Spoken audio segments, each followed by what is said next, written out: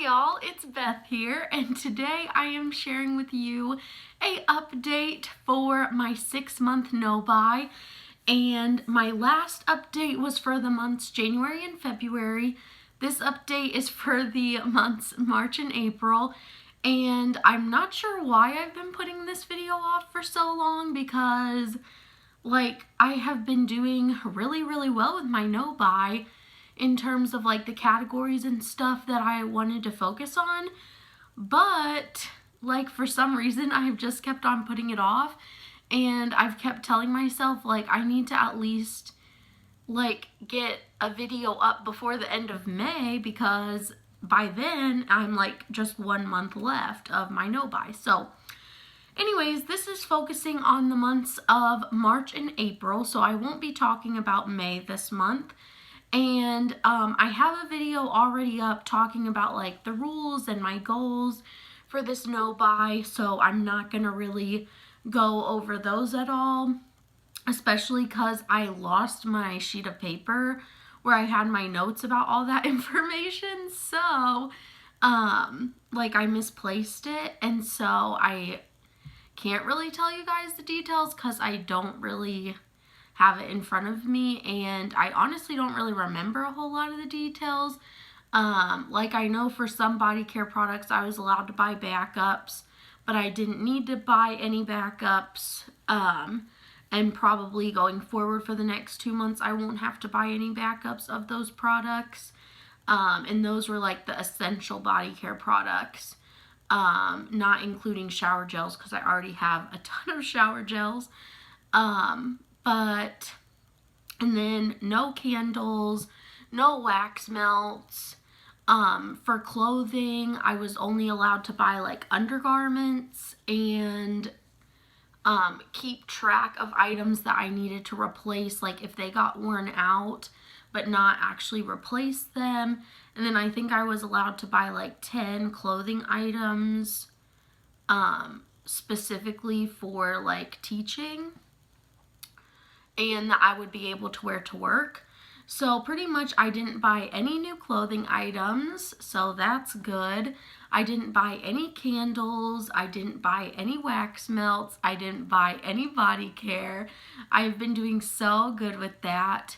The one area that I did do a lot of spending, actually it was kind of 2 areas.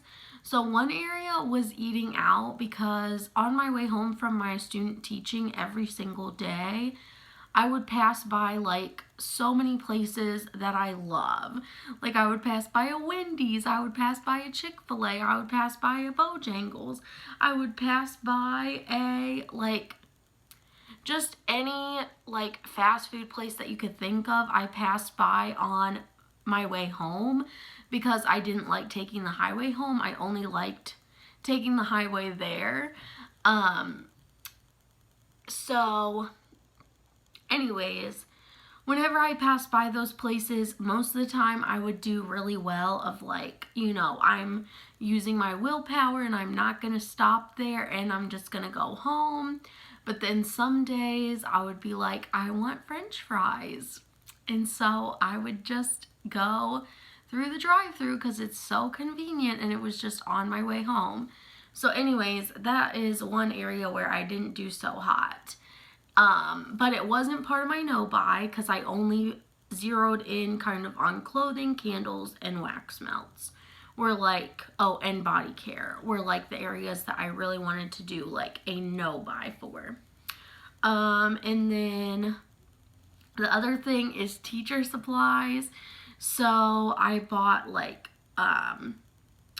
a file organizer because I was grading papers for my student teaching, and I was afraid that I was gonna lose these kids' papers. So I bought that file organizer, so I would just put spelling tests in one file, math tests in the other file, science tests in another file, Bible tests in another file, because it was at a Christian school, so we did Bible, and stuff like that. So I bought that. I bought a laminator. I bought laminating pouches so that I could make boggle boards and other learning resources for the kids and laminate them and make them nice so that they would last for a long time. I kind of regret doing that now because I actually found out I'm going to be in kindergarten, and a lot of the like early finisher things that I made for second graders I can't use for kindergartners. So probably I shouldn't have worked so hard in making those materials like last, because I'm not going to be able to use them in this school year, but that's fine. I'm happy to have the laminator because I'm going to have to do a lot of laminating for kindergarten. So I think I'm going to get a good use out of it. But anyways, so yeah. Pretty much that's it for my update. I'm doing really well. I didn't feel like very tempted in those months to like buy anything that I had set rules for myself that I wasn't supposed to buy. Like, I didn't feel tempted to go get candles. I didn't feel tempted to purchase from any like wax vendors or anything like that. So I think I'm kind of like through the phase of like feeling that fear of missing out and temptation to shop every single time a vendor has a restock or that type of thing, because you know that things are always going to come back around. Of course, this year a couple of vendors have like been closing up shop, but that's just like the way that it is. And I have come to terms with like there's going to be stuff from every vendor that I like, and there are things that you can get from multiple vendors. And so even if a vendor closes, like, I shouldn't just be like, I have to go buy everything that they have because they're closing. You know, like, it's going to be okay. I still have so many favorite scents. I still have so many favorites and things like that. So anyways, that's it for this update. I'm so happy that I finally got it out to you guys. Let me know how you're doing, if you're trying a no buy or a low buy. How is that going for you? And let me know in the comments how you guys are doing, if you're trying a no buy or a low buy. Have you been tempted to shop? Are you not tempted to shop? Are you planning on doing a no buy or a low buy? And like, what is your goal with that, and what are kind of like the rules that you're thinking of for that? I'm excited for July to get here because there are a few things that I do want to buy that I have been like holding off on. But at the same time, I'm like, when July comes, I still am going to be very, very, like a very, very strategic and wise consumer when it comes to what I'm purchasing and what I'm bringing into my home. I even am thinking about extending my no buy when it comes to my wax melts until September, when the weather cools down a little bit more. I don't know, because it's going to be hard, but because I've just been telling myself like July for so long, so to decide to put it off even longer is kind of like crazy to think about.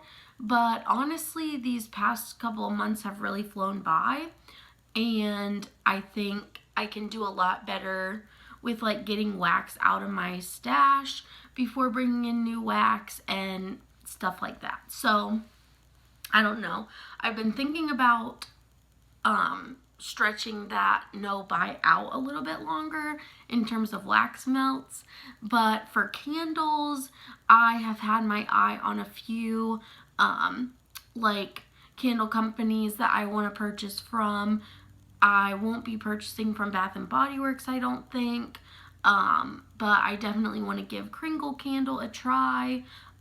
Once I finish up all my Goose Creek candles, I would love to place another order with them. And also Homeworks candles. I know they sell some candles in TJ Maxx and Home Goods, and I've seen a couple in there, and I've seen a couple of people say that they got some from in there. So I definitely would like purchase some of those. And also Village Candle does really, really well for me My 2 candles that I've had from them, one candle I burned all the way from top to bottom. The other one started to get kind of like around the midway point, like just not the best wicks and not the best performance in my open concept. So now I've been using it in the candle crock for like 2.5 weeks, and the scent is just like still going.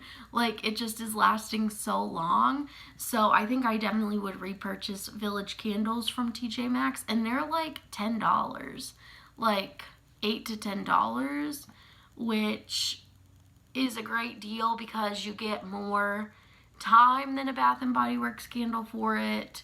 They last longer than a Bath and Body Works candle and that sort of thing. So anyways, I am so excited.